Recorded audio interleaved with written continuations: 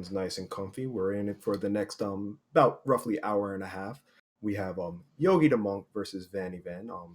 We'll just go over this real quick. Their PBs are actually a little far apart, but this is Kefka and Narshe. Just about anything can happen. So we're gonna start off fast and furious here. We're gonna enter our menu, hit the config. We're gonna max out the message speed, reduce the battle speed, and switch the memory cursor to memory. So when we select something as in fight, magic, or so on, it will just remember to go to that menu. So next fun trick we're going to do here is we're going to bioblast, and then we're also going to run with Wedge and Vix. This game is actually pretty particular about how experience is allocated. So if you have one party member in a battle at the end, that party member gets all the experience. Now, you might be asking, why would we want to do that? Well, our girl question mark here needs to get tons of experience because we're going to do some slick level manipulation here. So following members that join the party will actually be at a certain level. So here we're just going to continue on with these pretty much tutorial fights, and we're going to have Wedge and Vix run away again. And then we're going to keep doing that until we get to our first boss here. So you also might be asking why Wedge and Vix can run away while Terra doesn't run away. Well, there's a couple of conditions that you have to fulfill to have a party member run away. They have to have a full run bar, which is a hidden value, and then they also have to have full ATB. So lots of tech at the beginning of this RPG. It's actually a lot of fun.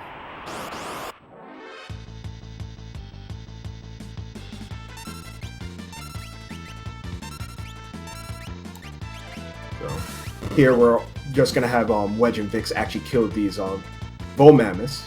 They actually have a flag on them that says your party cannot run away, so we have to kill them first before bioblasting and running away.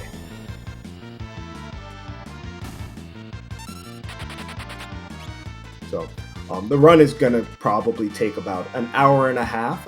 If these guys are doing really well, we might hit the 125 to 130 mark.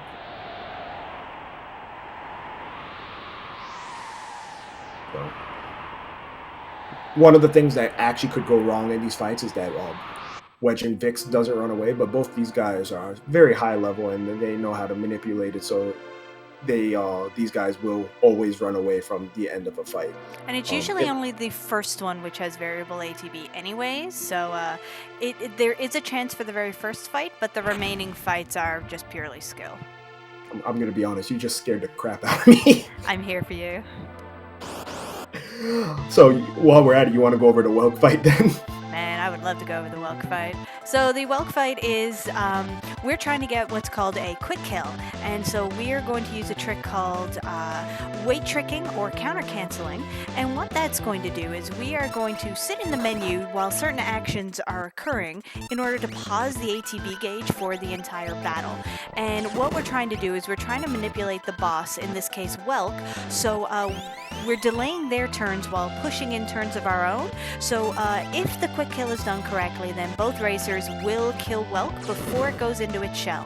And one such action they're going to do is they're going to purposely attack the shell, triggering the counterattack, which is going to save some time. Now, Yogi did not get the quick kill. We're going to just see here whether Vanni does. Yeah, he did, so that is a bit of an advantage there for Vanni. Let's see how the rest of Yogi's fight goes, though. This is still very much so the beginning of the run, so there is very much time for anyone to catch up and for leads to change.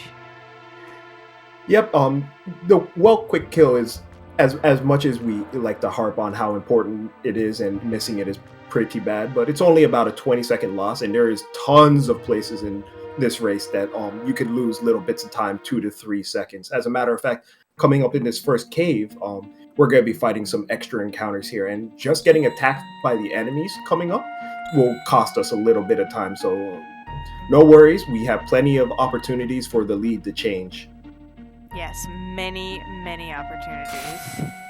So the 3 and 14 mean is these particular racers seeding in this race. So Vanni Vaughn came 3rd out of 16th, and Yogi came 14th. So it doesn't necessarily mean anything for their final total, as it were, but it does show their ranking coming into the round of 16. We've had some upsets already, so... Yep. The bracket is single elimination, correct? Yes, this is single elimination, so whoever loses this one will be eliminated, and whoever does win will progress on, and I believe Stray Varus is their opponent in the quarterfinals, so that will definitely be interesting to see. It was pretty interesting last night with his race with Abda Jr. Funny little fact, though. Did you know both of those players were the ones that I lost to in the tournament? Oh, that's amazing. Well, that was like Essentia 4 was the one one of the people I lost to in the tournament, and she actually had a huge problem. The quick kill didn't go off on Welk, and there was just some bad, sad times, and I've had the exact fight in the past she had then, and it was brutal, but unfortunately there was no way to recover from it, so she did also lose, so... It's a lot of upsets happening here, so we'll definitely have to see how this race goes and whether that continues. So you will have noticed that Vanni and now Yogi are making sure to name Terra just one character, bringing her back down to T. This is to save frames and overall seconds in the run, as they all the text is scrolling, so the less characters that the text has to go through, the more time is saved. Yep, and you see here that Vanni is going to be taking some these encounters here to try and get our girl up to level 6. It's like I said before, we want Terra to be at a certain level before recruiting our next party member, because the next party member that joins the group will be the average party level +1. So just because we have T, he'll be level 6 +1, which will be level 7, and then that will lead to more complicated level manipulations for later on for further party members that will join us. Yeah, and any pausing in the picture and sound you may have just seen was just me trying to sync up the runners, all part of the setup in the background here. Welcome to the FF6 experience. This is hosted by Natara and myself. I hope everyone is nice and comfy. Settle in. Fasten your seatbelts. It's going to be an adventure. Adventure is a word that I would use for it, but sure. See a word we're using now. Yeah. So you'll also see coming up, Vanni is going to force an extra encounter to get to level 6. We have what we call seed manipulation, and we're also on step route. So we know exactly where we're going to get the encounters coming up. So he's going to walk back and forth here, take this last fight, and this will put him at level 6. The last, you actually learn the spell Antdot at level 6, so it's a really good indicator that, oh, we've hit level 6, time to progress. And yes, this is a single match elimination. We already did our, the Swiss stages to get this far, and from here on, though, it is single elimination, so only 8 will survive. So now that the leveling up for Vanni is done, he has continued on to trigger some cutscenes, and so that's something that is fairly common in this game, but especially in this particular category, is there are quite a lot of cutscenes, so you will see a lot of tech trying to get through cutscenes as fast as you can, and half of the battle is simply just paying attention to the right spots so you don't keep mashing in thin air when nothing's happening. Well, mashing when you're not supposed to be mashing when you're supposed to be mashing, holding A when you're not supposed to be holding A. Yeah, there's tons of little things in this game that could cost you a little time if you're not paying attention. I would know. Yep, I even have in my notes to please do not keep mashing at the matron in Figaro, so because it's just so easy to just sit there and just be like, oh, hello, is the battle actually, are we done here now? Oh, darn, I've been mashing for 5 minutes. Here, can't cutscene, return your side out. There's tons of places where just mashing A will actually cost you a little bit of time because no one wants to get extra text boxes here. So here we are. We're just gonna go through a little bit of background story. T was brainwashed by the Empire. Here's her little flashback memories. blah blah blah blah blah. We need to go fast. Blah blah blah blah blah. Basically that. But So we're gonna get everybody's favorite treasure hunter here now shortly, and by everyone's I mean mine. So well, I like him as a treasure hunter. He's an awful well, there's another word for it, but don't do it. that's just slander, right? No, don't you talk about Locke that way. He is Yeah. absolutely invaluable to this run. I can't even say it seriously. So I love him, he's but fast. I will say that. yeah, he certainly is.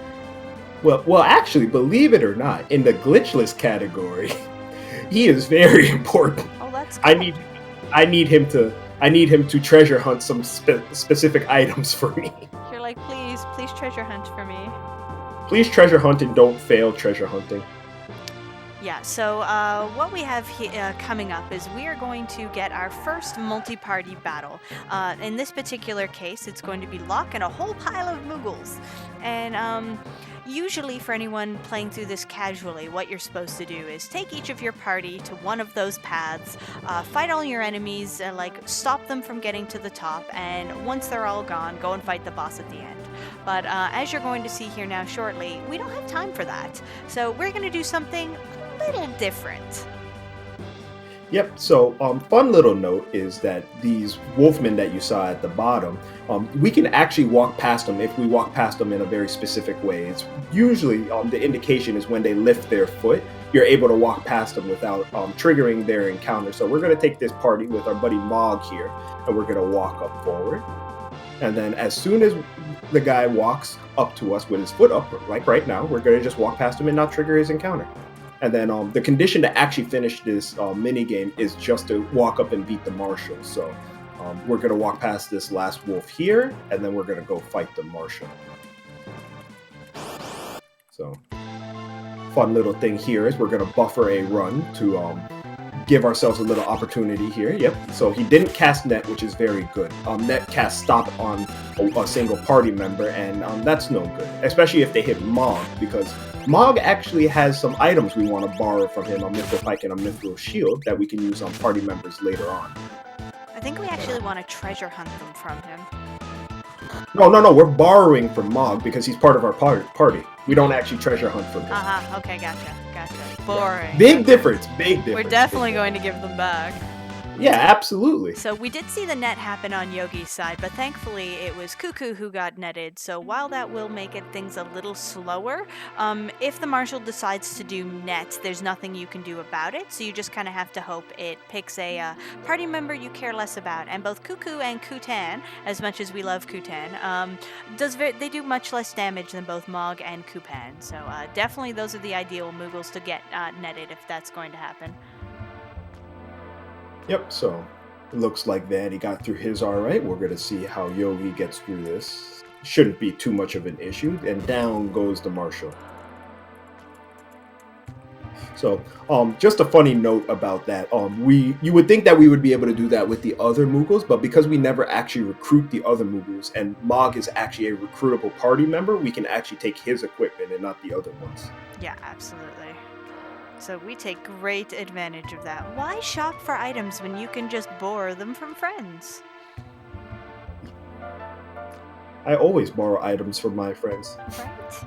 So we are about to get control back on our party. And we're going to see one thing that both of these runners have set up is step routing. And again, we took advantage of that for the experience routing at the beginning for Terra.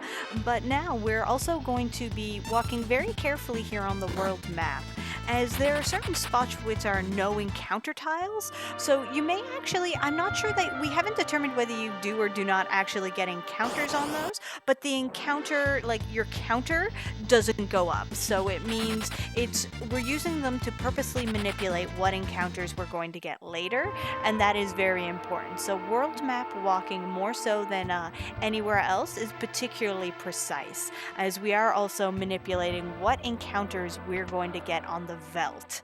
And so we definitely want to avoid certain ones which are really not very nice. Yep, and for anyone that's just joining us, this is the Kefka and Narshe race. This is a shorter category of the Final Fantasy VI run. this is actually for newer runners who who just want to, or they're interested in Final Fantasy VI and they might want to learn. So this run only goes about an hour and a half compared to the 3 hours or more that the other categories may go. So if you are interested in learning this game, I would highly recommend starting with the Kefka and Narshe category. Yeah, and I linked it a little earlier, and we will link it again later. In the exclamation point Kefka K at N command, there's 2 links in there, and the first link does contain not only the tournament rules but the notes for this particular run. So if you are interested in learning it yourself, please download the notes and get started. We're all more than happy to help out with any questions those might have who are learning this run for the first time. So we are. And be sure to join the Discord as well. I believe that the notes have the Discord as well, and you can ask anyone, and everyone is very, very helpful for any questions that you might have. Yeah, absolutely. I purposely picked up this run for this marathon, this tournament, and I can agree with that statement. Mm-hmm. So, here we're just going to be going through some cutscenes. See that we're renaming our third-party member down to E. And we're going to be walking around and just doing some cutscene triggers here. So not really much to talk about except movement, because there's a preconceived notion that RPG runners, the only time and execution that they need to have is during battles. That's pretty inaccurate actually, because you want to move around the castle as optimally as possible. So no bonking in the walls, making sure you talk to NPCs at the first frame possible, making sure you have the little movement tech to get from point A to point B down as quickly as humanly possible. So, this is really the small things in between the battles that actually save us a lot of time. Absolutely. So again, don't just keep mashing at the matron when she's done, once you've named Saban to S, and then you continue on. Now this is one of the really big portions in the game where it is a lot of cutscenes, but unlike a later, less fun portion of the game, you have a lot more control here. You do have a lot of cutscenes, but at least in between you get to walk around, determine where you go for the next cutscene. So, Vanni getting a little Chancellor blocked there, but could be worse. Yeah, the Chancellor can be a jerk. Yeah, he can, and I think if you walk perfectly and get the same frame inputs all the time, he tends to move the same, but that can be easier said than done. So, introducing this game's and this category's villain, Kefka! He really hates these recon jobs. Yeah, there's something very distinct about him. I think it's his boots. Yes, it's his boots, right? Oh, it's that laugh. Well, he definitely doesn't like sand on his boots, that's for sure. Yep, so... It's interesting. Kefka on Vanni's screen said "out of my way" at the same time that Yogi was walking past the Chancellor. Coincidence? I think not. Well, I mean, NPC movement it's weird in this game. They just get in the way sometimes. Sometimes they don't get in the way, and sometimes certain ninja men decide to just wait for NPCs to move out of the way sometimes they just clip through them. It makes perfect sense. Right?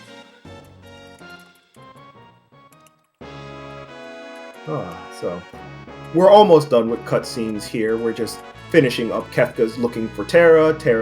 They were saying, Terra's not here. There's nothing here to see. We're going to need you to go.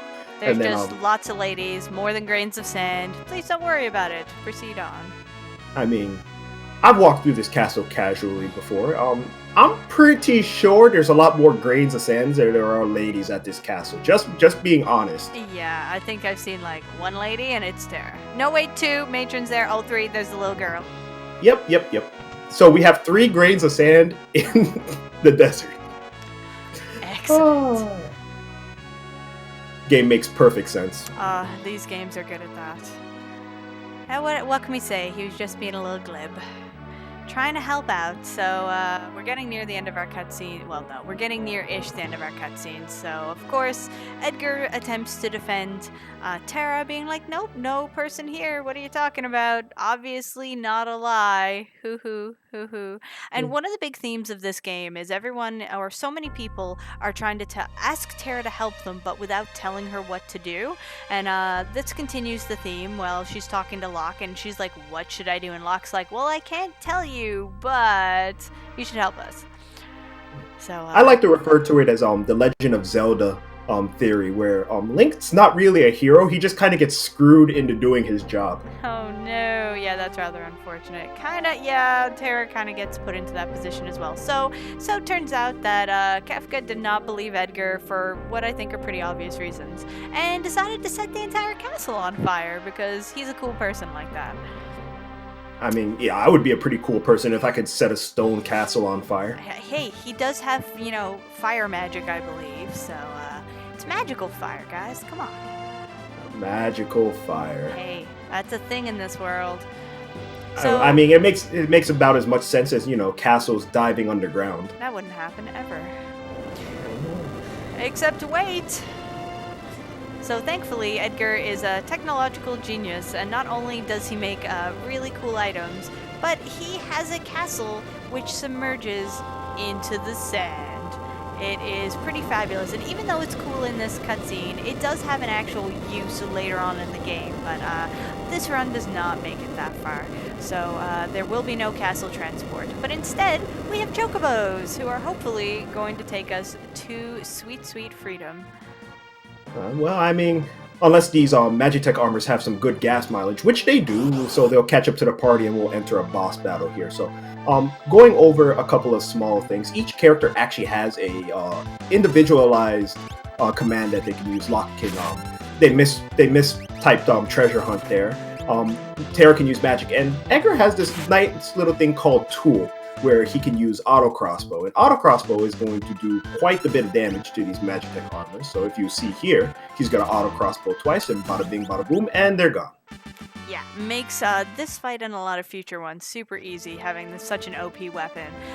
One of the strategies, if you're playing this casually, is to use fire. However, that triggers a 40-second cutscene, which we're speedrunning. So since it is an optional cutscene, we choose to skip it. And so long as you don't use magic between the Magitech armor fight and South Figaro, you can completely avoid that cutscene. As cool as it is, if you've never played this game casually, I recommend you do and use magic during this period because it is a pretty fun cutscene. But for our speed run, we are going to avoid it completely.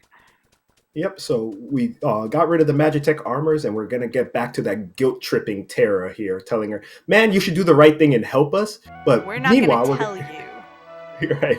So we're going to take you over to Bannon so he can tell you the same thing that we're telling you. Bannon doesn't mess around, though. He's just like, nope, do it. I'm not pretending. I'm not telling you to make your own choice. I'm telling you to join us. Yeah. Well, I honestly think that Bannon is a worse version of Duncan, personally, but that's just me. Bannon's a worse version of everything. No, he's not a worse version of Tella. I would argue that point. And I speedrun Final Fantasy IV, so... He's pretty terrible. And I will not stop swooning. Swooning is the best part. So we are, again, still on step route for this cave. So you may not have noticed yet, but in boss battles, you don't gain any experience. So in order to get characters to their appropriate levels, you do need to kind of walk around and farm your experience. So this cave is going to be one of those places, and to get some extra experience. So with them both still on step route, they will fight every encounter. Now, each of these encounters can be completely one-shot by the auto crossbow, except the Blearies, occasionally, if you get the lowest damage roll possible on the auto crossbow, can stay alive. So the strategy here is to just make sure you attack with Edgar first, and then follow up with regular attacks from at least Locke, who will take out any stragglers, as just happened to poor Yogi. So... And I agree that everything is a worse version of Ultros. Welcome to Final Fantasy VI, Age of Ultros. It is. Ultros is our new king. So here you go. After this last battle for Vanni here, he's gonna walk over to South Figaro, and you're gonna see him walk in a very particular way. He's gonna be hitting a lot of those non-encounter tiles or non-threat tiles. If you walk to South Figaro normally, I believe you hit like 5 or 6 of those tiles, but we're going to walk in a very specific way so we can actually hit 7 of them. Yeah, you saw him pausing on the map there because, as far as I'm concerned, this is the hardest walk, getting to South Figaro there. So, speaking of hard walking, we have to try and dodge those NPCs, but unfortunately, that can be easier said than done. Thankfully, in Vanni's case, they just trolled Shadow and they were gone out of the way by the time we got there. So, placing all of our characters in the back row and making sure to not only put sprint shoes on Terra, but then to move our cursor to rest on Edgar while still being over relics. So we use memory cursor a lot in that function in order to make sure to just do quicker menuing. So when we go to the menu next, we know we will be trying to put a relic onto Edgar, so it will happen very quickly. So renting a chocobo to go to our next place. Yep. Being on the chocobo doesn't move up our threat encounter either here. And you saw that Vanni picked up the sprint shoes, and you know that he's running through this dungeon now at like double speed. The sprint shoes is a very useful relic that we'll equip, and we'll be using the 3 that we bought on multiple characters later on to just speed this up quite a bit. As we are here at Mount Colt, you'll notice that we're running away from these brawler battles. Unfortunately, our auto crossbow isn't really strong enough to kill them in one go, so we're going to run from these guys, but we're going to make a little detour here to pick up a very, very helpful relic, which is called the Atlas Armlet. The Atlas Armlet will increase Edgar's strength because we're going to go ahead and equip it to him, and it's going to increase our auto crossbow damage. So, still not going to fight these brawlers because they don't give us a lot of experience or money. But the next fight that we get into will be a 4-pack of enemies with a Tusker and 3 Cypresses. So we're actually going to go ahead and take that fight because what we want to do is we want to get our party members to certain levels. Edgar's going to be level 10, Locke's going to be level 9, and Terra is going to be level 8. That way, the next party member that will join us will be level 11.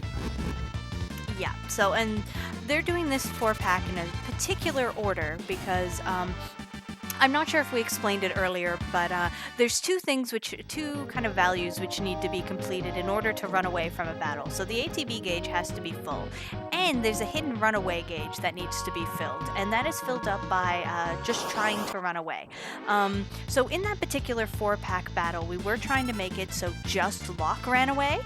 Thankfully, there will be further battles of that type, so Vanni can try again, but he was trying to line up his ATB, so both Terra and Edgar's ATB would not be full, but Locke's would, plus trying to run in the interim, so only Locke would run away. So it is quite technical, so he can try again here. It's again why he was running at the beginning of the battle.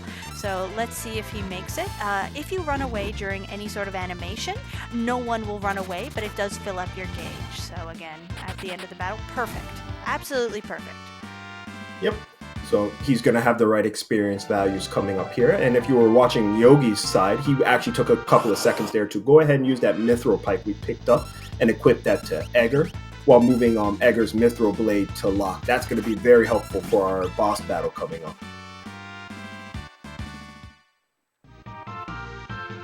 Yeah, so if you're low on MP or health, you can certainly use a sleeping bag at that safety save, but in most cases people don't, especially at this port of the tournament. There's just too much at stake. But there are, in this last section where they're kind of spiraling down the mountain, there is going to be a section where there's going to be 4 different battles of just 2 of the the Trilliums. So if they get all their experience routing early on, correctly, they will be able to run away and not fight 2 of those battles. So if one of the early ones of those fights ends up being a side attack or a preemptive, then they will just run rather than fight it to save time.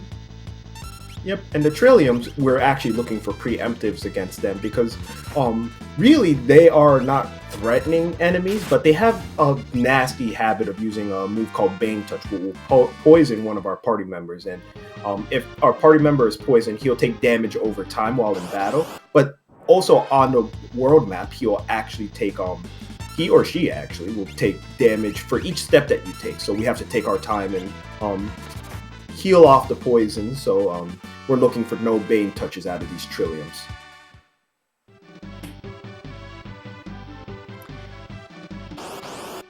So we see that not only is Terra low health on Yogi's screen, but is also poisoned. So you need to have at least, I believe it is, say, 17-ish MP going into the boss battle to make sure you have enough MP to do 4 fires on the boss. So this is where the poison gets dangerous. Here we are at this guy named Vargas. He's just hanging out here, no shirt on, a bit of a delinquent, and he's just gonna be the next boss that we're gonna have to fight here. Well, him and these 2 random bears. He just decides, yo, these are my boys. These are my bouncers. You gotta get through them before you get to me. So. Here we're going to just go ahead and cast Fire with Terra, Auto Crossbow with Egger, and then we're going to change rows with Locke, because being in the front row, you'll do more physical damage when you do a regular attack. When you are in the back row, you take less physical damage and do less physical damage. So after which, we cast Fire one more time, and then we just hold A through the rest of the fight, because what we're going to do is attack with Locke, Auto Crossbow with Egger, and Fire with Terra, and that should take down Vargas.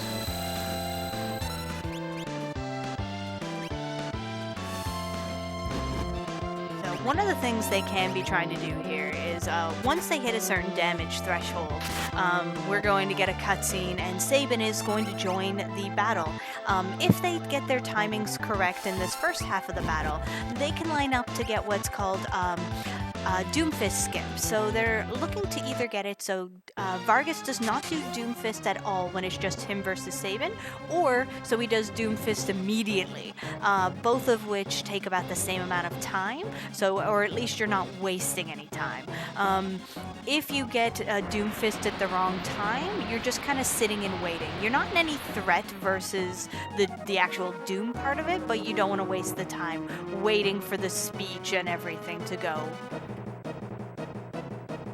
So there's the Doomfist, but Sabin here is going to be using his special technique, which is called Blitz, which is for those of us who have played Street Fighters, you just do a little motion and you can do special attacks. So left, right, left, A will do pummel, and this fight is actually coded to once you use pummel will automatically end. So there we go, Vargas is down. And I just want to say thank you so much for the resubscription from Janot with a $5 sub here. They've been subscribed for 35 months, so thank you so much. We really appreciate that. Yep, sub hype. Yes. So, for anyone who's keeping tally here, we're still on our way to go see Bannon so he can tell Terra to do what she wants, but she should really help us. Bannon doesn't even say that Terra should do what she wants. He flat out says, Terra, join us. You are being a bad person. If you don't, we need you. Yeah, like I said, Bannon is worse Duncan, 100%. So, all we have to do is, if we're on step route correctly, we just have to go ahead and get through one more battle on the way to the Returner's hideout. I'm pretty sure Vanni is going to be walking over as many of these tiles as we can. As you see, he makes an extra step right here, and he's going to try and walk over as many of these non-encounter tiles as humanly possible, so he doesn't get a second battle on the way there.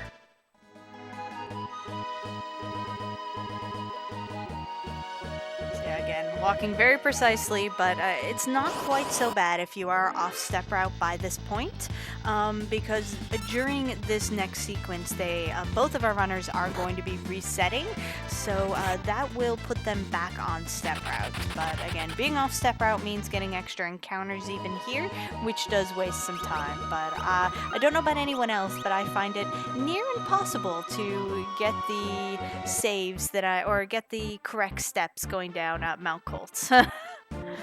It's a little rough because once you have the sprint shoes, you're running at double speed, so it just you got so used to walking in a certain way at the beginning of the game, and then you're just like, oh well, let me put on my Nikes, I'm gonna go at full speed now. Well, and especially trying to do that spiral down. So we have made it here. You will note that Vanni did save outside of the Returner's hideout. That is just in case of a rare but certainly possible soft lock, which can occur when you enter the Returner's hideout.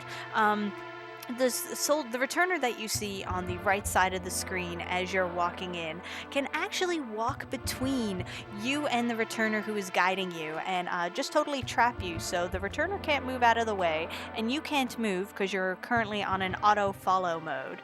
So, yep, perfect. Neither one of the racers got trapped by that, so that is fabulous.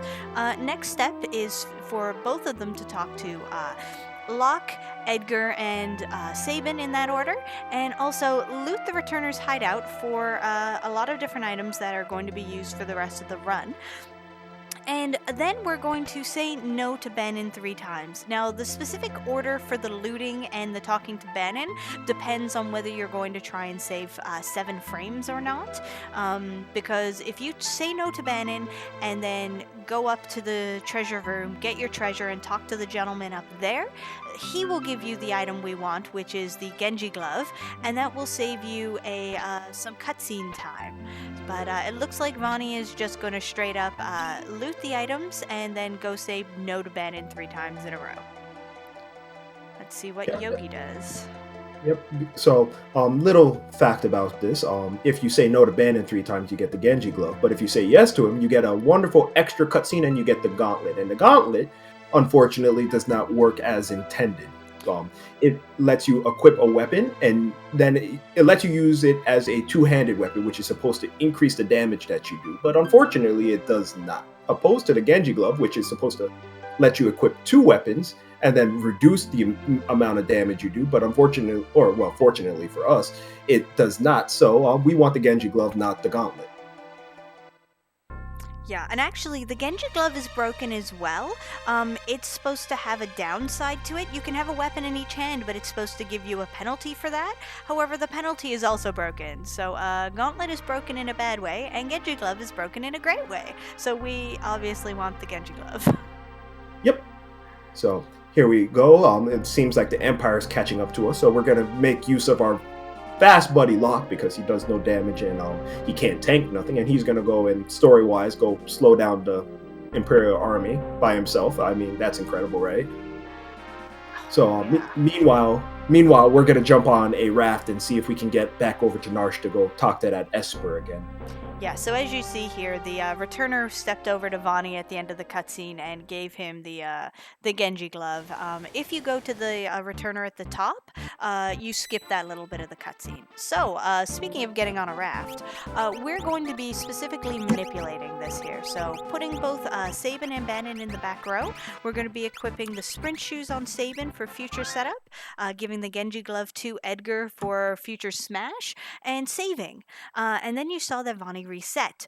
He is going to load up to the save screen and then reset again. By doing these 2 resets, it is going to put him on a specific seed to manipulate the river sequence which we are about to go on.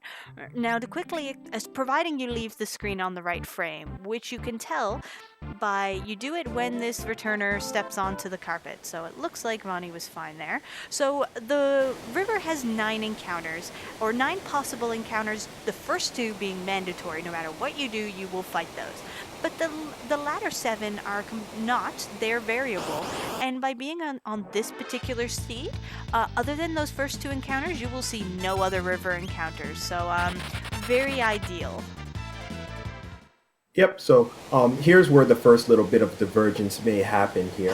This second fight is actually kind of optional. If you take this fight, you can use it for safety and get Edgar to level 11, which will help you with later on boss battles. But some runners will opt not to take this fight, just to run away, and it looks like Vanni's going to opt to actually take this fight. So just a pair of auto crossbows will take care of this guy, and bada bing, bada boom. Edgar's level 11. So, Vanni actually did it perfect so far as we can tell, so he should be getting no more fights on for the remainder of the river. Meanwhile, over on Yogi's side, he's going to run away from this first fight, take this left path here, and then we'll see if he takes this Petrodon fight and gets Edgar to level 11. It looks like they are both doing it. Sometimes some runners do skip that encounter because, again, it is just safety. So they choose not to bother and save the time. But it's going to be equivalent time for both of these runners as they're both taking the encounter. So, Vanni gonna put Edgar in the front row and save here because the next boss, Ultros, my personal favorite, is really a bit of an interesting boss. Now, most bosses in this game have variable ATB, but Ultros is a little unique because he has the gift for gab. And because he talks at the beginning, it means his ATB is not variable at all. We know exactly what it's going to be, so providing you and get your own timings correctly, this fight will be exactly the same every single time. So the goal here is we want to get the quick kill on Ultros, skipping him saying delicious morsel. So let's see how it goes here with Vanni, and then again with Yogi, who is also on his way. So again, we're going to be doing weight tricking, where we sit in menus. Right here, we're waiting for Terra. We want Edgar's turn to come up so we can weight trick that fire on Edgar's attack. And we'll be doing the same thing with Edgar's next Aura Bolt with Edgar. Yep, all of this is just to manipulate the AI. So when Ultros' ATB actually fills up, we actually use fire to trigger the counterattack, which will overwrite his turn. So he'll have to fill up his ATB before he can use the delicious morsel attack. And if we did this right, he should be getting no additional attacks this fight. Yeah, he should be done. The last hit here from Edgar on Vanni's side will be the last one, and he will go down. There he goes. So that was perfect.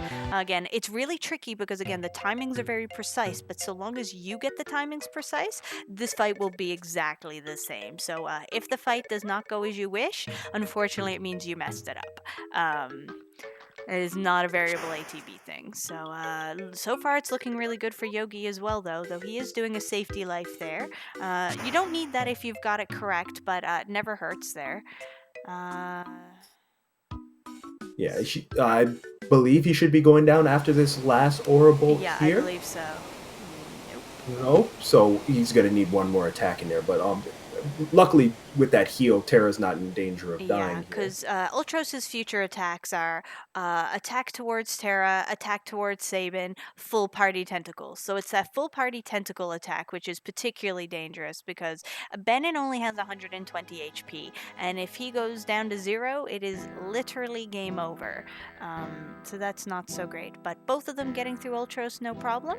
And it is on now to Sabin's scenario. So with the 3 scenarios, we want to do them in a particular order in all of the categories, but in this category we want to do Sabin's first because that allows us to buy smoke bombs at the end, which we can use in the future 2 scenarios, which generally we do in the order of Locke and then Terra's, but honestly there's very little difference. It's personal preference as for those 2 in this category. In other categories, it is a big difference as to which you pick.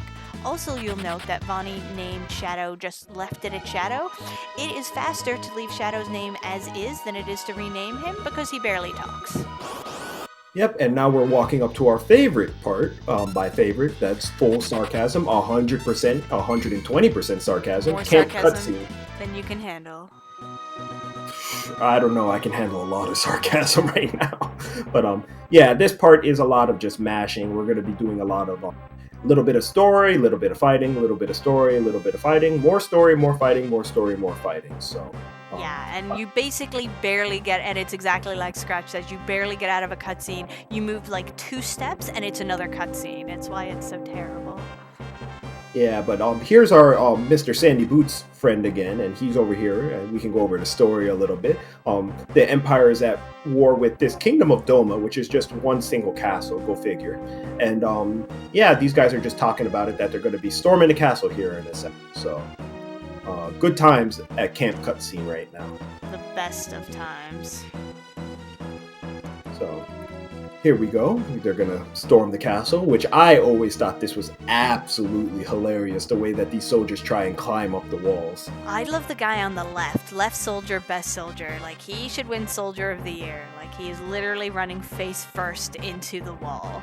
I don't know what else he's trying to do. I mean, you do what you can, but meanwhile, back in the castle here, we're gonna have a mustache man, samurai. And that's about all the lyrics I know for Cyan here. Yeah, Mr. MV has coined that song, and it is pretty beautiful. You should look it up and listen to it sometime. He is great. So here we are. We're just going to go ahead and reduce Cyan's name here, but meanwhile, we need to remember not to forget this menu here. We're going to equip him with the sprint shoes, and then we're going to reduce the battle speed to 1. You want to go over why we're going to reduce the battle speed? Yeah, absolutely. And the reason we're going back to battle speed 1 is it actually makes the battle faster. And usually that's bad, but in this case, we're relying on Cyan's counterattack sword tech. So since we're waiting for the enemy, we want them to attack as soon as possible. And for the next 2 battles after this, we are going to leave that battle speed at 1 because they are just against Kefka. And because of the lovely way this game is programmed, Kefka is considered a player character in those 2 battles, so isn't actually affected by the battle speed. So it's not until after those battles that we need to switch it back to 6, which is the slowest. Yep, it's a little neat thing that they did with Kefka here. They actually made him a party member, a quote-unquote party member. And they actually did that because if you remember at the beginning of the game, Kefka was in some Magic Tech armor. And the only way they could get Kefka in Magic Tech armor was to actually have him be a party member. And if you guys love Leo, here's the chance, because that is literally all of you guys got. And then he goes away forever. And we're sad. Yeah, I'm more sad that I don't get his equipment at any point. Good old General Leo with his ridiculous amount of equipment. It looks like Vanni is actually forgetting to move forward here, so there's the example of actually remembering, well, I'm just mashing A, it'll just get me through, but he actually needed to move forward to get the next cutscene there. Yeah, again, you're just so busy mashing through the cutscenes, you're just sitting and waiting, being like, oh yeah, I was supposed to do something, darn. Yeah. Yep, so I was just show of hands. Everyone who has mashed A there and forgot that they need to move forward, please raise your hands. Oh, I am raising my hand. So raised. Mine is touching the ceiling at this point. It is raised so high. So here, these fights with Kefka are pretty simple. All we need to do is we just need to hit him once and then we'll end the fight. So the only thing that will cost any time here is if he decides to attack us, if he got some really good ATB, but it's looking pretty good here on Vanni's side right now. So we're going to go chase him down. We're going to fight him one more time. We're going to smack him in the face. Yeah, sometimes people like to swag up these fights because you can suplex Kefka here, which is pretty amusing to do, but it sadly is a time waste, so unless you know you're losing or you're just having a swag run, you don't tend to do it, but it's always amusing to watch people suplex Kefka. He actually does a funny little falling animation too. Yeah, I always thought that was it's always amusing. Yeah. But here we're gonna move the battle speed back down, and then we're gonna take Shadow's ninja gear because he's not gonna need it, and we're gonna equip that on our boy Sabin here. Yep, he does need it. So one of the kind of reoccurring themes in this game is we're going to be pumping up Edgar's attack damage and Sabin's defensive abilities, because we want Sabin to tank for us. So in this fight, we just regular attack the front 2 soldiers. We throw the looted air lancet that we got from the Returner's Cave, and then ideally we use Pummel on the last Templar, because even though Orbolt does more damage, it is slower. And in this case, Pummel, it's faster and it does enough damage, so we are going to leave it to Pummel to handle. Yeah, if only we could suplex everything. Unfortunately, suplex is kind of slow. I don't know for a fact, but I wouldn't be surprised if it was the slowest of the 3 that we have of the blitzes, so we don't use it that much. Let me think. It is pretty slow, but the ones we don't use, like Fire Dance and Mantra, we don't even are get pretty those. slow. That's what I mean, the other ones, yeah, they're definitely, but of the 3 we have, I think it's the slowest. Oh, okay, yes, it is the slowest out of the 3 that we have. Also, guys, there's purple Kool-Aid in the river. Everyone should definitely drink it, but don't except for drink the Kool-Aid. Except for the people at Doma, because they have they're allergic to sugar, unfortunately. I thought it was that crazy dye. Look at that color, man. I would not want to drink anything that color. Well, I mean, the purple stuff in the Sunny D commercial is pretty delicious. Yeah, no. So it turns out, thankfully, Cyan and Random Doma Sentry A did not have any of the purple drink, so they are going to go and check for survivors, specifically in this case, the king. So one of the reasons that we gave Cyan the sprint shoes is specifically for this section, just so we can run down those stairs just that little bit faster. Yep. Just as a note, we do not endorse the Tide Pods. No one should be doing that silly. I'm not even sure what it's called It's anymore. A meme, yeah. No one eat the Tide Pods, please. There's actual edible candy of similar colors, please. Anyway, so they get to the king and find out that, alas, he is already had some poison, and while he's not quite gone yet, he does while they're speaking to him. So it is time for Cyan to check on his family next. And yeah, unfortunately, not a good scene. Well, no one warned Kefka that these guys have the diabetes and they shouldn't be having sugar because they don't have any insulin. No one should have that much sugar, whether you have diabetes or not. Fair enough. It's coined diabetes juice now. Oh goodness. So, Cyan, finding that both his wife and child have died, flies off in a rage towards the Imperial camp where we were attempting to earlier sneak around. So, not only is Sabin a good person, like, we should help this fellow, but with the camp on high alert now, there is no point being stealthy anymore. Yep, so in this fight, we don't actually have control of Cyan, so we want him to just attack. No dispatch, no nothing else. We just need a regular old attack. Oh, and we definitely did not want... Interceptor is really useful in some of the other fights, but Interceptor, even though I think he's much more useful than Shadow, is slow.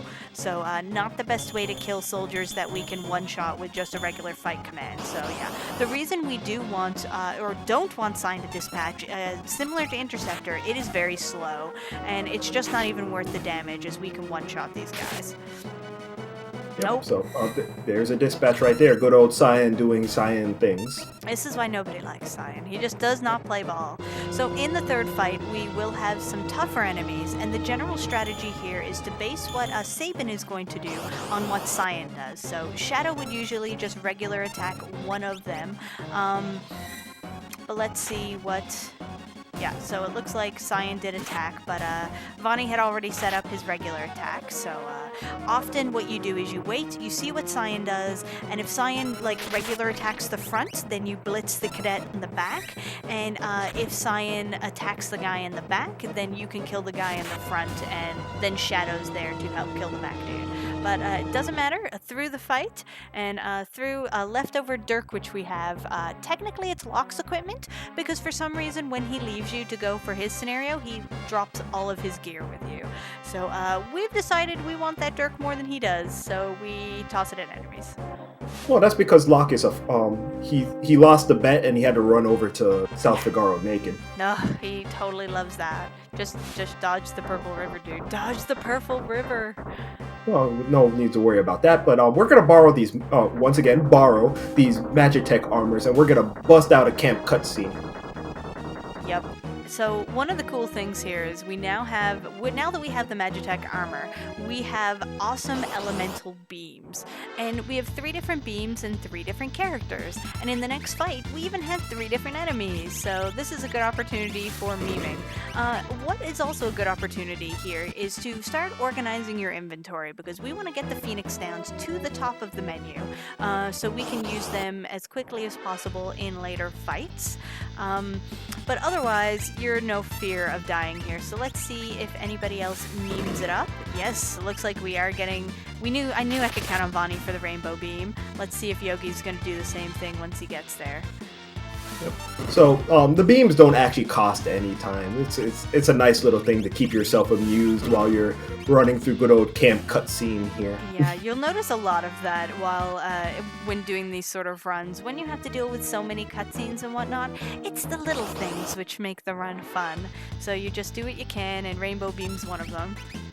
Yep. So just a little bit of inventory management, a little bit of fun, and then if we're lucky, for safety purposes, these guys will drop us some potions that we can use for later on in the run. So see that these guys just dropped 2 more potions, and then we're out of camp cutscene. So we're gonna try and get the heck out of Dodge and get away from the Empire. Not sure why we're not taking the Magitech armors with us, but sure, whatever, I think guys. they're a little too obvious. We are still trying to be a little sneaky and not get caught by the Empire. So probably, and we have to like traverse things like forests and whatnot. Seems like a bad idea. Now, we have been step routing the whole way through, though not very noticeable, as you know. There's very little specific walking we had to do through camp cutscene. But the reason for it is there is a lot of manipulation which goes in for this forest, but specifically the Phantom Train coming up. There is a lot of really nasty encounters, which have manipulated down to single enemy packs in order to make things a lot less dangerous. Also, we're trying to manipulate the step route to get certain encounters on the veldt later, after the we finish the train. So we'll see how that goes. An unfortunate pincer here, though, by Vanni. Best strategy here is to use a potion in order to kill these ghosts on the right, which is exactly what he's doing, because you cannot run away from a pincer until one of the sides is open. Yep. Cool thing about these ghosts are they're undead enemies, so restorative items actually do damage to them. So they'll take damage from anything that cures your party members or raise them from the dead, which is going to be an important note for later on. It is something that's bad about those ghosts are is they do use fire, and that is a full party attack, which hurts quite a bit. And after you're done with the river or the restorative spring there, you kind of got to keep an eye on your HP, because you really do want to stay alive through this train. And again, there are a lot of scary things here which can really hurt you. Didn't get the pincer there for Yogi, but he did get fired, so not so great. But it looks like both of them are on the train. Now, something that's cool about this train is it continues Sabin's wonderful train of things, train of things, where he makes terrible decisions, and we try and we listen to him for some reason. It's a terrible idea. First, he's like, let's jump out into this river after this octopus who lives here. That's not so great. Yeah, stealing the Magitech armor wasn't so bad, but then he's like, oh, hey guys, there's this dilapidated train. There could be survivors. Let's go on the train, rather than, yelling from the outside. And it's like, nope. And the train, and these ideas will continue. Don't listen to muscles. No. You should be listening to muscles. You never skip leg day, and we'll find out why we should never skip leg day. Absolutely. But he just doesn't flex his mental brain enough. But I mean, in this world, Final Fantasy logic, right?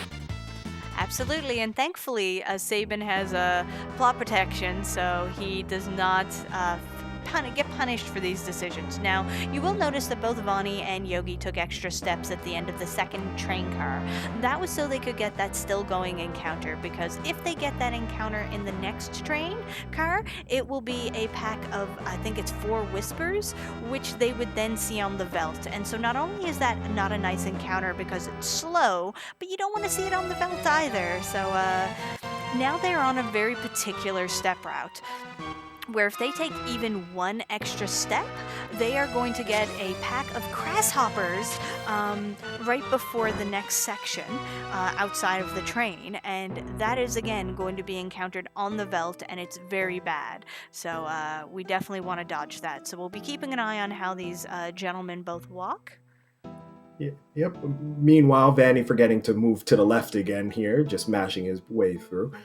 Giving actually Yogi a little bit of a chance to catch up here. So I would say they're no more than like 30 seconds apart right now. So I hope everyone's really excited for how this race is turning out. But meanwhile, conveniently placed switch. Gonna just go ahead and disconnect that train car, and then I'll move on to try and get to the front of the train. Yep, they are like, oh no, this train goes to the dead. Let us escape. Which I think that part's a smart idea.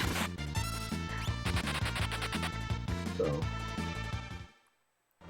here we're good clip through the ghost. Sometimes when you come out of a battle, you'll just find yourself clipping through the ghost, and you're seeing Vanni here, unfortunately, getting trolled a little bit by the NPC. He's not really allowed to walk around the NPC anymore because he needs to stay on step route. So we were at the mercy of that NPC there. Yeah, absolutely. Yeah, you definitely don't want those extra steps. Yep, so he's gonna make a little step here, pick up these earrings, because more Final Fantasy logic coming up for us. The earrings increase magic damage, and you would think, well, who do we have that uses magic except for Terra? Well, fun little note. Sabin's blitzes, except for Pummel and Suplex, they all do magic damage. Go figure, Final Fantasy logic. So we're gonna be equipping that on him later for some extra damage against some bosses. Ooh, not a nice. We do not want to get blazed by those bombs. Again, usually we're still getting the single bombs here because it's better than the 3-bomb encounter. But yeah, because we want to minimize those blazes, but not so good. But Vanni has made it to the boss, so let us see what he is going to do for us here. Yep. So that was one of the reasons why we wanted to be on step route here. But let's see if Vanni decides to treat us to a special little thing we like to see. All right, no evil 2. Nope. No, unfortunately, as much as we love the memeing of suplexing the train, at this level of the game, unless you know for sure you're way ahead or way behind, you're going to see many less runners doing the train suplex because they simply cannot afford that time.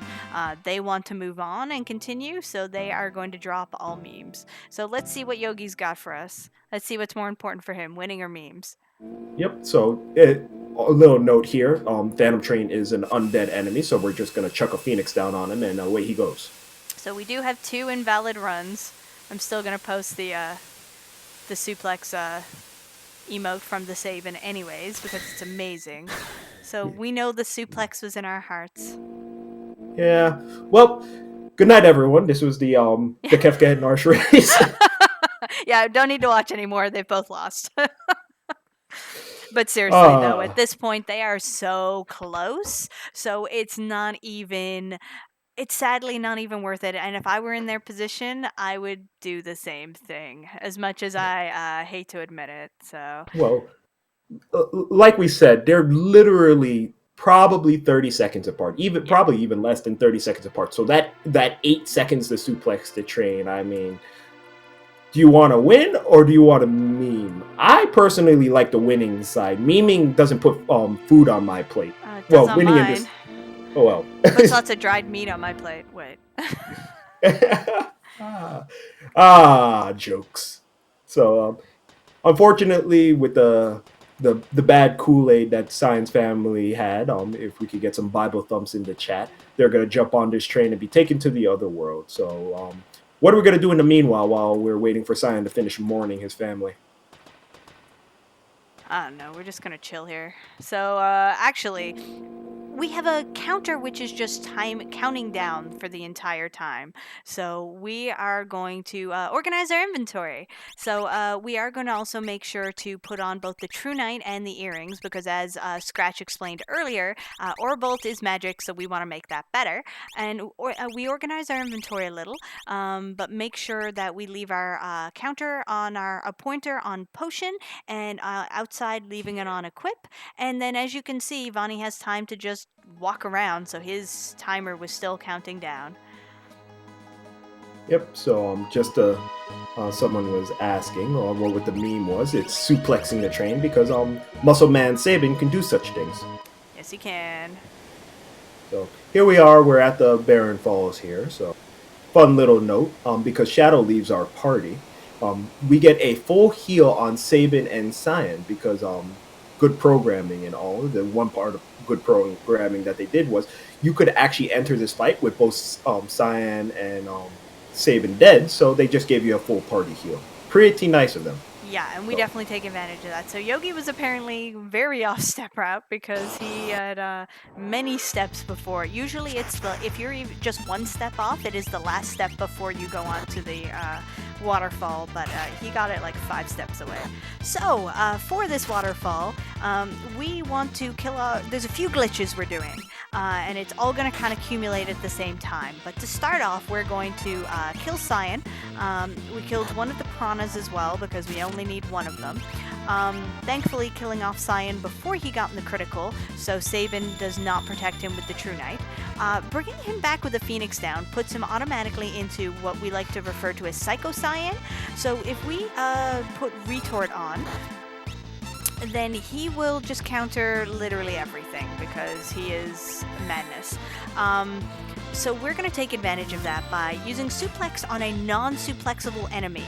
And so Cyan then counters that with a retort and kills the enemy. And so since between that suplex and the retort, that's a physical and a magic attack right in a row killing the enemy, the game literally just loses its mind. It has no idea what's happening. So it's like, I'm out, we're done, battle finished. So you don't have to do the next set of piranhas. You don't have to fight the next boss. You just skip right to the next cutscene.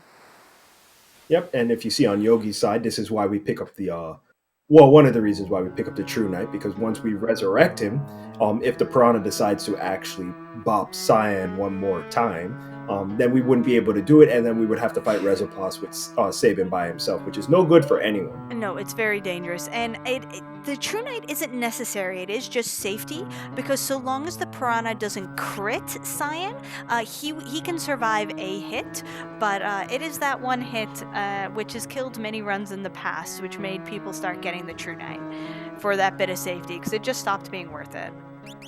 Yep, I mean it's literally 2 seconds to pick up the True Knight on the way. And in other runs actually we sell the True. Well, actually no, we need the True Knight in other runs. Let me fix my face real quick. It is a very useful item. Absolutely. So made sure to cure up Cyan as soon as we get the opportunity, because we need to walk through the Veldt here, and there are a couple of encounters we have to deal with before making it to buy our dried meat. We run away from the first one, as that is a Gao eligible encounter, and we don't want Gao yet. However, this second one, it is a pincer which we haven't managed to route out yet, but thankfully it is a pincer from right at the beginning of the game, so we don't even need to do special attacks. We just regular attack these guards and kill them very quickly. Gao will not show up in any encounter which isn't a regular one, as it were. So he won't show up for back attacks or pincers, or even if there's too many enemies are on the screen, or if one of your characters are dead. So we want to run away from all eligible ones and kill any non-eligible ones if you can't run away easily. So here we are now heading to Moblets to get our dried meat to lure our Veldt boy. So this is where a lot of the time differences in the runs can happen. Yep, Yogi taking an unfortunate bopping on Cyan there. I'm going to have to take a tent to resurrect him. Good thing we have that backup tent. Yep, those tents are so useful for that. Yeah, by the way, if one of your characters dies, tent will resurrect them. Many people in the tournament, myself included, did not know that at one point or another. So, let's see. Oh, first time Gao. Look at that for Vanni. First try every time. And he got hungry skip. So if you can manage to give that dried meat to Gao quickly enough, then he won't tell you he's hungry. And you go into your 1.5-minute cutscene. Yep. Go ahead. You're gonna answer Zeno Ross's quick question? Yes, I was. So the quick question is not a noob question at all, but it stops at Narshe just because it makes it a shorter run.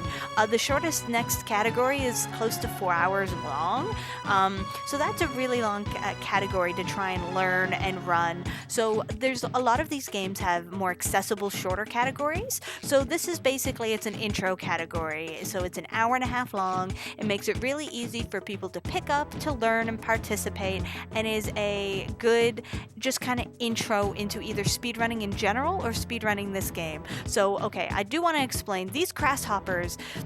Okay, Yogi's choosing to skip them. Why you don't want to get that encounter, because it is the first encounter you get after getting dried meat, and they can I lost the word for what it is it does to you.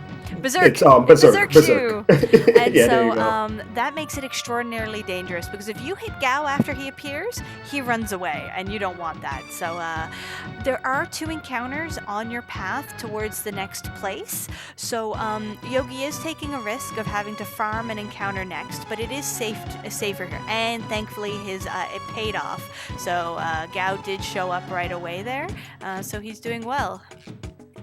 Yep, so he's just going to have to go through this wonderful cutscene, but while we have a chance here, let's Let's accept and welcome our friend Kappa here. Yeah, everyone, get your kappas in the chat. We need them. I've started you off. Please continue. So he tells us how to do all the amazing things you can do with Gao, basically none of which we're going to do because we ain't got time for that.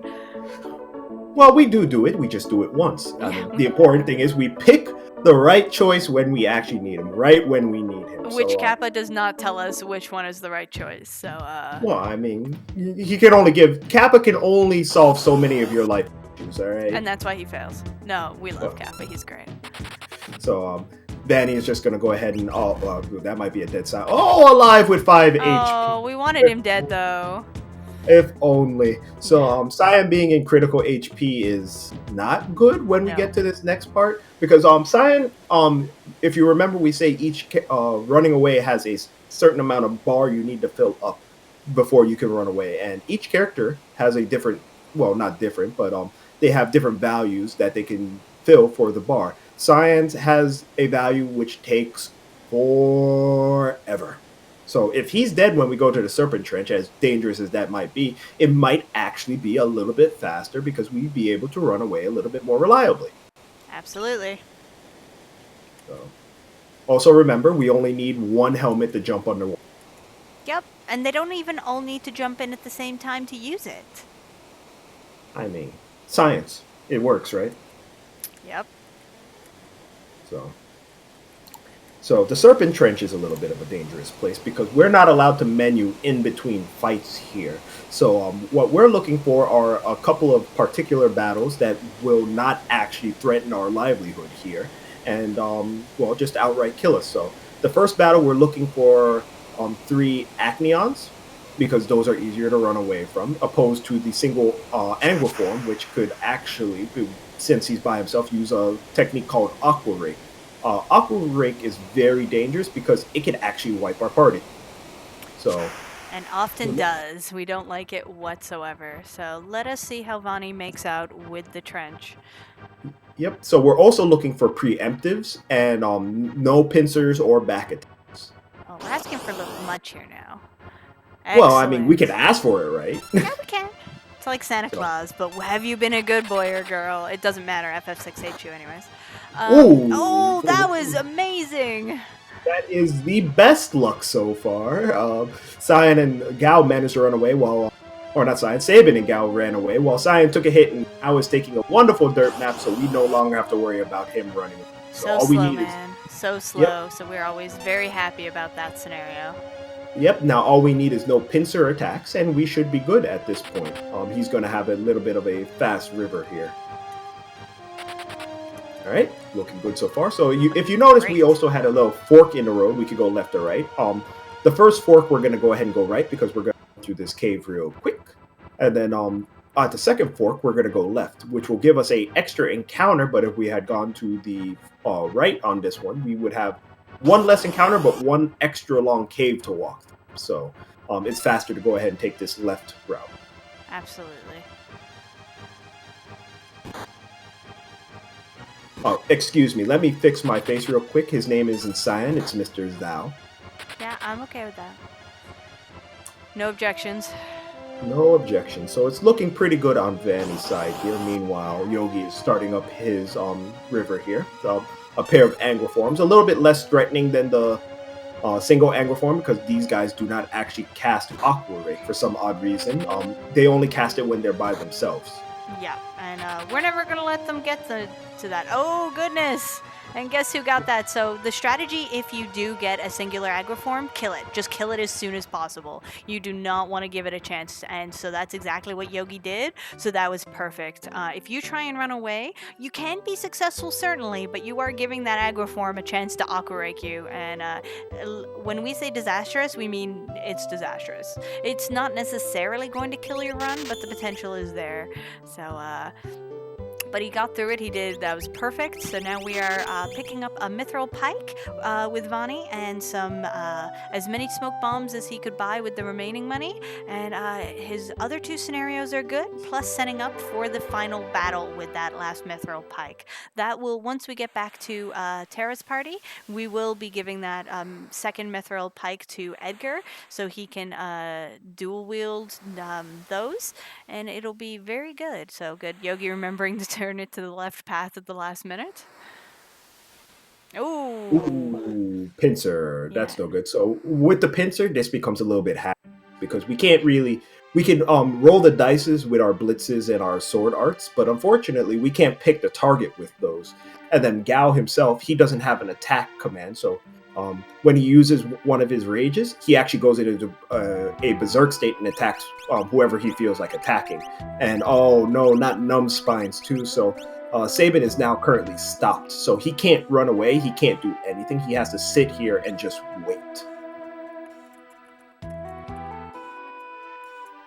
Yeah, that is probably the worst scenario in that fight. Like, it was bad enough that it was a pincer, but yeah, you could not get much worse than that. But that's okay. He'll either die or it'll, go away and he'll be able to run.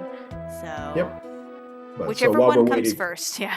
Yep. While we're waiting for that, if you noticed on Vanni's side, he kind of just walked around a soldier real quick and walked out of town. You're not supposed to be able to do that, but luckily for us, we have what's called the soldier clip, where if we go into a menu real quick and then come out of the menu and hold right while the soldier is still walking down, we can go ahead and clip through him and get out of town. So you'd be asking yourself, well, what about the boss that we have to fight coming up? Well, we have a fun little trick because there are items in this game that work wonderfully as intended, and we all love them. So what we're gonna go and do is we're gonna make a little detour to the left here and pick up the Thunder Rod. The Thunder Rod is it's a cane that you can equip. That once you hit the enemy, sometimes it will cast bolt on the enemy that it hits. But if we use it, it uses the level 2 version of a spell. So you would think to yourself, well, I mean, it's only a level 2 version of the spell. Well, it also uses the level 2 version of the spell that is not reduced by magic resist. And it uses maximum damage output, guaranteed. So whatever the max damage by that spell could be, it is. And like you mentioned, it completely ignores magic defense. So it's OP is putting it kindly. Yep, so even our fun treasure hunter lock could be useful for damage with one of these things. If that's a bunch of shade I'm throwing over there if you're not noticing. That's also all the sarcasm I can't hold. We're ignoring any and all shade towards Locke. So the tunnel armor is no longer a threat. Down he goes. Meanwhile, over at Yogi's side, he's going to go ahead and start up the lock scenario here. So if you missed the soldier clip the first time, you get a chance to see it the second time. Yeah, so far, though, Yogi has not put his lock in the second position, so that can be quite dangerous. Oh, no, he remembered. So that is for safety against potential pincer you can get. So here we go. We're going to go ahead and start up the Terra scenario here. So if you ever question why we got smoke bombs, this is exactly why. We just want to get away from these fights as fast as humanly possible. So we can get 1 to 3 encounters on the river for this part. So we're actually looking for just that one. That first one was a mandatory fight. And let's see if we get any more on Vanni's side. Hopefully not. Ooh, Vanni getting through it. What the one encounter. Very lucky. That is the river you want. The first one's mandatory, the rest are optional, so very nice. So here we are. We're just going to go ahead and take some time and just smoke bomb through these fights. Nothing to see here. No one was here. And these enemies be like, oh, well, there was nothing there. So we're coming up to the last little stretch of our run here. Once again, this is the Kefka at Narshe race, which is a shorter category of Final Fantasy VI. So once we finish up this last scenario, we have one more boss fight to do, and then we will be done in our race. That is definitely the moment we are waiting for now. the encounter luck here is definitely going to matter because they are still quite close. So depending on how many pincers or preemptives that they get between them, will definitely make a huge difference. So going to be using smoke bombs here for everything that is not a preemptive or side attack, and running away from those. Now, so we are to the security trap here on Vanni's screen, and usually you're supposed to follow that glowing light around the path, which, as you can see, follows the most roundabout path in existence. But we have a bit of a quicker way.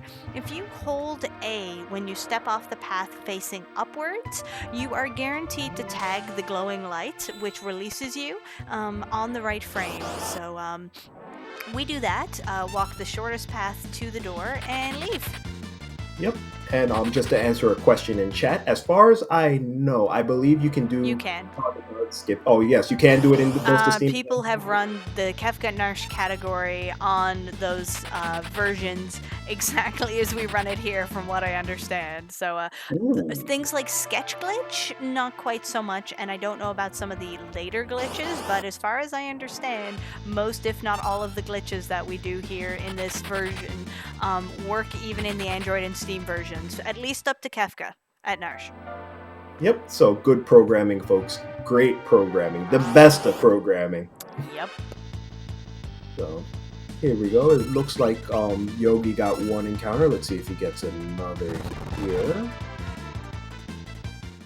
Fingers crossed. No, he also one got encounter. That is incredibly lucky for, and then an encounter the instant he steps out. But again, you would rather that, and he is going to use a smoke bomb against the Leafer. Sometimes it is faster to just punch the Leafer because it's literally the weakest enemy in the game, I believe.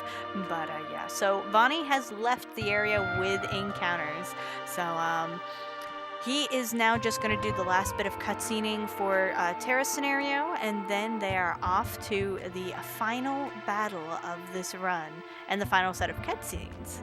So many cutscenes, guys.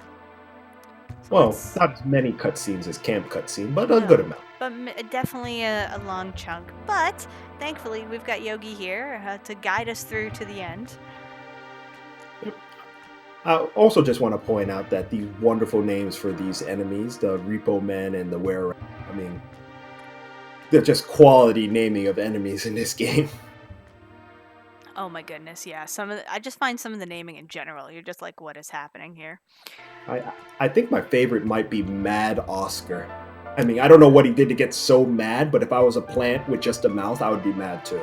And his name is Oscar. So he's not just Oscar, he is Mad Oscar. That's how mad he is. He gets put into his name. Yep, so here we go. We're just going to finish up these cutscenes here, just while we have a small little break while Yogi is trying to catch up here. This is the Kefka at Narshe race, so this is the round of 16. We are just racing up to where we fight Kefka at Narshe. If you have a chance, go ahead and give both these runners a follow. Natara's well ahead of me. And then a little shameless plug here. Go ahead and give me and Natara a follow as well. We would like to think we're awesome people. Well, Natara's an awesome person. I might just be a old mean man, but give me a follow too. No, man, you're doing great. So yeah, a lot of people put a lot of good hard work in here, especially the runners, for your entertainment, and we're doing background stuff for you. But yeah, please enjoy and follow anything you enjoy, and we're going to continue providing awesome marathons as long as we possibly can. So I also did link the Kefka at Narshe information, both for more information on this particular tournament, the standings, the upcoming bracket and schedule, along with any notes you might, if you want to try this run yourself. So please do. So you will also note here on Vanni's screen that Locke came with a Moogle in his party, even though when we last saw him, he was by himself and had some voices in his head. So it turns out the ghost which was following him turned out to be Kutan, the general who defected from the Empire. And usually you would go and find someone and name them, but by skipping that, all of the character data, which is filled up with Moogles, does not get overwritten. So instead, you get the Moogle which was last in that spot, which in this case is Kutan. So yeah, it's pretty beautiful. Who's this Celis that these people I keep don't know talking who about? Celis I'm not is. sure. They keep It's mentioning her. No, we only have one general that we follow from the Yep. well, besides General Leo, General Kutan there. Yep, look, see, her name's even there. But since Kutan is one of the Mughals which are only supposed to have once, she can't be equipped in any scenario. She doesn't level up. It's pretty terrible. Yep. They beat me. Oof. Good job, chat. Good job. So, Chat's on the ball today, I so love that. Vanni's going to take a safety save here, and then he's going to start up his Kefka fight. So if you remember our mini game, the Tower Defense Final Fantasy VI edition, we're going to be doing that one more time, but we're pretty much going to be doing the same thing, where we're just going to skip all the soldiers and go punch Kefka in the face. Absolutely. And just so you know, you can absolutely bring Kutan the entire way through the game, but depending on the category which you are running, you may not want to, because you may actually want the Celeste character because she can be useful. But in some categories, nope, it is totally cool. Bring Kutan the whole way through, you don't need them. So, let's see how we go here. So, unlike the first Moogle fight, where they chose our parties for us, we get to choose our party this time, and so we made the most OP party possible. And unlike, again, the Moogle battle, where we had to actually wait for the movement animations to skip these guys, they come in two separate waves for us. So, as long as you're patient and don't walk out too early, you should never fight any of these soldiers which are walking up through. The rider on the bottom, which we like to call affectionately the Netta rider, because of the amount of times I would run into this gentleman, that's more precise timing. So we are on reached Kefka. I'm going to be doing some weight tracking here, which is going to be really important. The reason being is we're trying to avoid Kefka's third turn, because on his third turn, he has a chance to full party ice to you, which hurts a lot. Very, very much. So we're going to see how this goes and how many weight tricks that Vanni can manage to get in. Yep. So we're just gonna, we really don't want to see that third turn, but Gal taking a dirt nap here, so this could get pretty dicey pretty quickly. So, oh yeah, looking pretty good, almost there, and he's through. So Vanni Van is gonna go ahead and finish up, and with an official SRL time of 1:25.58, cutting to 1:26. Congratulations to Vanni Van for his victory in this race. So he will be moving on, and his next opponent will be Straveris in the semi-finals. So give a GG to Vanni. He worked very hard, not to say that Yogi did not, but yeah, it was a well-earned victory.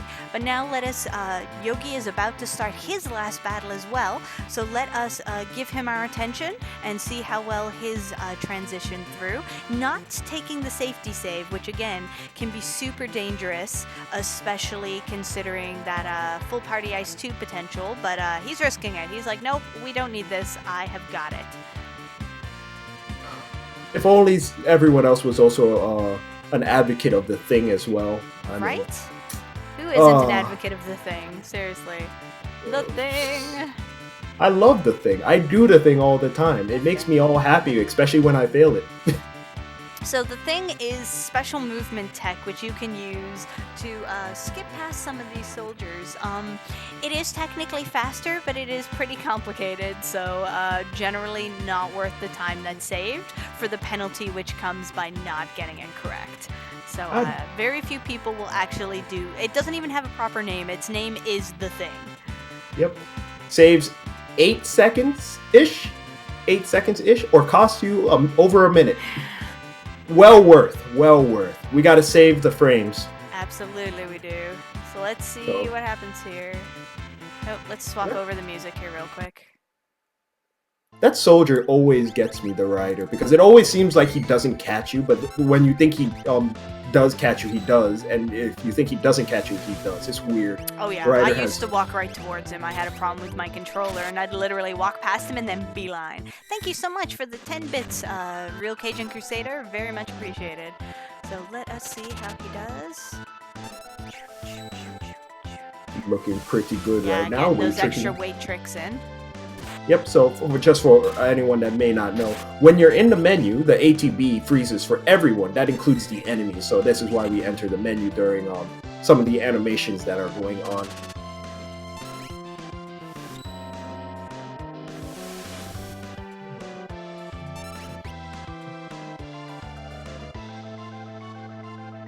So looking pretty good. There it goes. And Yogidamonk has finished. He has finished with an SRL time of 1 hour, 28 minutes, and 35 seconds. Congratulations to him. Unfortunately, he is now out of the tournament. So he finishes with, I believe it is tied for 13th place is the way we refer to it in the Swiss bracket here. I So have no idea. congratulations to Yogi. So I think that